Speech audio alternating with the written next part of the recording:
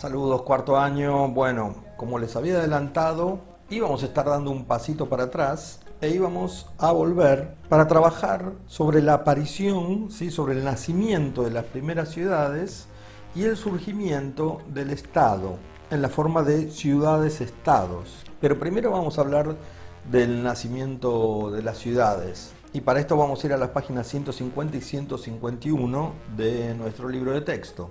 Y cuando hablamos de nacimiento de ciudades y de las primeras ciudades, de lo que estamos hablando es de los restos arqueológicos que se han encontrado hasta ahora. Una de las más antiguas y que aún sigue habitada es Jericó, la famosa ciudad que aparece en la Biblia. Vamos a hablar también de una ciudad en Turquía, Catalhuyuk. Vamos a ver alguna imagen de Harappa en la India. Pero antes de llegar a esto, vamos a recordar que las aldeas empiezan a crecer cada vez más gracias al desarrollo demográfico que se empieza a dar a partir del descubrimiento de la agricultura y de la sedentarización del hombre neolítico. Entonces, este hombre neolítico deja de ser nómade y se instala en algún punto para poder sembrar y cosechar las plantas que ha descubierto que puede producir él mismo. También empieza a desarrollarse la ganadería. ¿Sí? La cría de ganado en cautiverio, ya sea para alimentarse, para obtener leche, etc. Y todas estas ciudades antiguas se van a construir a la vera de los ríos. ¿Por qué? Por la necesidad de agua. Muchas de estas primeras ciudades están en lo que se llama la Mesopotamia, ese territorio entre los ríos Tigris y Éufrates que hoy se encuentran en el país de Irak. Y muchas de estas ciudades van a ir creciendo en las costas de los ríos. No había sistemas de transporte de agua como para que las ciudades florecieran lejos de los ríos. Nombré a Catalhuyuk, que fue construida en lo que hoy es Turquía. Se calcula que tenía 3 hectáreas de extensión. 3 hectáreas, para que se den una idea, son 4 calles de frente, 4 manzanas de frente, por 3 de fondo y una más. Y se calcula que tenía 8.000 habitantes aproximadamente. Una población de 8.000 habitantes hoy es llamada pueblo, no ciudad. Pero en esta época en la que estamos trabajando, eso era considerado justamente una ciudad, a pesar de que hoy nos parezca algo pequeña. Y si nos fijamos también, varias de aquellas primeras ciudades neolíticas crecieron a la vera del río Nilo. O sea, esto no ha sido casualidad. Las ciudades pudieron prosperar donde prosperó la agricultura y donde pudo sobrevivir el hombre gracias al medio ambiente, la existencia de un río que lo proveía de agua y un clima que lo acompañara. Lo que va a suceder también con el nacimiento de las ciudades es la jerarquización de la sociedad dentro de las mismas. O sea, van a aparecer los grupos dirigentes. Como dice el punto 1 en la página 150, los grupos de dirigentes poseían las mejores tierras y el control del gobierno, de la religión y la defensa. Centro de reeducación, donde se reúne la élite para que le dobleguen el espíritu.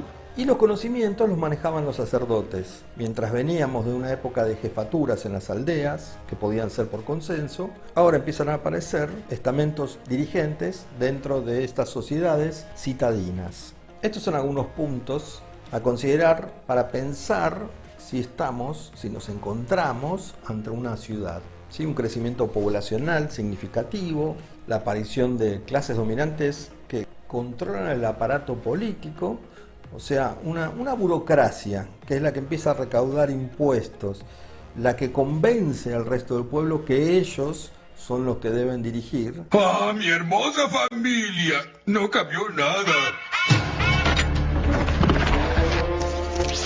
¡Aló, esclavillos míos! ¡Pepe Oigan, ¿qué hace el idiota de Flanders en la televisión? ¿Qué no te acuerdas? Flanders es el amo incuestionable del universo. No es lo mismo que se pongan de acuerdo 30, 40, 50 miembros de una aldea que 7.000, 8.000 habitantes de una pequeña ciudad. Entonces, dentro de estas ciudades se profundiza la organización jerárquica. Acá vemos que en uno de los puntos habla del trabajo forzado por medio de la esclavitud o los tributos. Eso va a tener que ver con el punto 3 en la página 151, los enfrentamientos entre aldeas, que luego se van a traducir en enfrentamientos entre ciudades. Algo que ya comenté en alguna otra clase, que a los sobrevivientes de estos enfrentamientos, el ganador los convertía en esclavos. Ahora, cuando hablamos de ciudades, tenemos que sacarnos la idea de la cabeza de la ciudad que conocemos hoy, ¿sí? Una ciudad con una traza urbana, ¿sí? Con calles, con avenidas, con cuadrícula. Olvidémonos de eso. Por ejemplo, lo que estamos viendo ahora son las ruinas de Çatalhöyük, esta ciudad que quedaba en lo que hoy es Turquía. Fíjense que lo que estamos viendo son pequeños cuartos pegados unos a otros. Aquí no hay traza, aquí no hay calle, no hay pasillos, no hay veredas, no hay nada. Esta es una reconstrucción digital de más o menos cómo habría sido Çatalhöyük. Si lo pensamos desde el hoy, lo que estamos viendo es un amontonamiento de casas, ¿verdad? Todos pegados, uno al lado del otro. Fíjense que hay gente en los techos de las casas, se salía por arriba en algunas casas y está casi pegada a la costa de un río. Los animales están ahí mismo. No pensemos que estas casas tenían divisiones ni nada, ¿eh? Eran un solo ambiente y estaban todos ahí adentro. Por supuesto que en un lugar así el concepto de privacidad era básicamente inexistente. Fíjense en esta imagen más en detalle. En muchas de las casas se salía por arriba y ni siquiera tenían ventanas. O si tenían, eran mínimas, como las que se ven en el dibujo. Y se construía utilizando lo que ya había. Por suerte esto cambió, ¿verdad? Digo, utilizando lo que ya había, casas que utilizaban las paredes de otras casas para completar las propias. Y se construían principalmente en barro. Esta es una reconstrucción de cómo habría sido el interior de una casa en Çatalhöyük. Obviamente no hay colchones, ¿verdad? Aunque sí había algunos adornos y decoraciones. Bueno, esta es una imagen de una de las tantas excavaciones que se han hecho sobre esta ciudad neolítica, que comenzó a desenterrarse en 1958. Y aquí tenemos un corte con un montón de detalles, pero fíjense el corte del interior de la casa, muestra que el horno largaba el humo ahí mismo, las vasijas para acumular alimentos y también agua, y un solo ambiente donde estaban todos. Y gran parte de la actividad se llevaba a cabo en los techos. Por ejemplo, se secaban alimentos al sol, cueros y pieles se secaban al sol en el techo. Según este corte de vivienda, el humo del horno a barro saldría por la entrada de la casa, que funcionaba a la misma vez que de entrada como chimenea. Fíjense en los cuernos de decoración, fueron encontrados en las excavaciones, por eso la reconstrucción que mostré antes. Esta viene a ser la ciudad de Jericó, la de los muros. Estas son ruinas también de Jericó.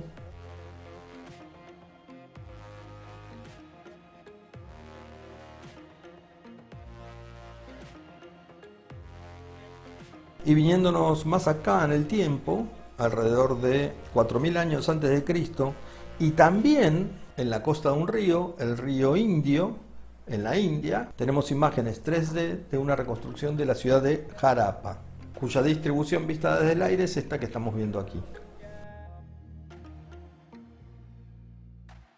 En la página 151, en el punto 4, habla del surgimiento de los estados. No vamos a pensar en los estados nacionales, no vamos a pensar en países. Lo que va a surgir acá, debido a la complejidad que está tomando la sociedad a medida que sigue creciendo y la complejidad de gobernar estas ciudades, son estos grupos dirigentes que van a empezar a organizar las tareas que deben realizarse en las ciudades. Alguien que de alguna manera llegó a robarse el privilegio de decir yo soy el que dirige, o nosotros somos los que dirigimos, comenzó a organizar a los ciudadanos.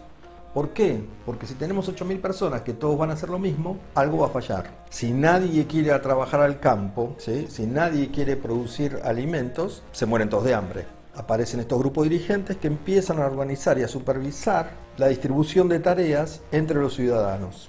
Y empiezan también a delinear las reglas que permitan este funcionamiento. Se cree que las primeras ciudades-estados son sumerias. Los sumerios compartían rasgos culturales, idioma, etc. y vivían en varias de estas ciudades-estados en las que la población era controlada por los gobernantes y en las que los ejércitos garantizaban el orden y la seguridad y también la defensa. Estas ciudades-estados sumerias también se encontraban en la Mesopotamia, entre los ríos Tigris y Éufrates, en la parte de la Mesopotamia baja. Y en estas ciudades, además de que había sacerdotes que cuidaban el ejercicio de la religión era fundamental y todo giraba alrededor de ella. Todo se atribuía a los dioses, incluso las fundaciones de las mismas ciudades. Y aunque estas ciudades-estado, estas primeras ciudades-estado, fueron habitadas por sumerios, que eran todos del mismo grupo étnico, que compartían todos estos rasgos, igual se enfrentaban entre sí. Y se supone que surgieron hacia el final del cuarto milenio antes de Cristo y terminaron de desarrollarse hacia los 2400 años antes de Cristo. Las más conocidas, Umma y Lagash, donde surgió un personaje de cómic, de los antiguos cómics, que el profesor Blanco leía cuando era niño, llamado Nippur de Lagash. A medida que va transcurriendo el tiempo, entre estos 9000 años antes de Cristo en los que aparecen las primeras ciudades y estos 2500 años que acabo de nombrar, la cantidad de pobladores de las ciudades, la superficie de estas, va a ir creciendo. Y entonces, por ejemplo, en la India, la ciudad de Mohenjo-Daro, también construida al borde del río Indio, se calcula que llegó a albergar a entre 20.000 y 40.000 personas. Estos cambios que se dieron en la revolución urbana cambiaron también todas las relaciones sociales, no solo por el surgimiento de estos estamentos, sino por la forma en que la gente tuvo que empezar a relacionarse en espacios más reducidos que los que habitaban sus ancestros, que eran nómades y que vivían en grupos mucho más pequeños. Bueno, hasta aquí hemos llegado con la clase de hoy. Y ahora, al finalizar mi alocución, les voy a dejar una pequeña actividad para que hagan después de este video. Entonces será hasta nuestra próxima clase. Hasta luego.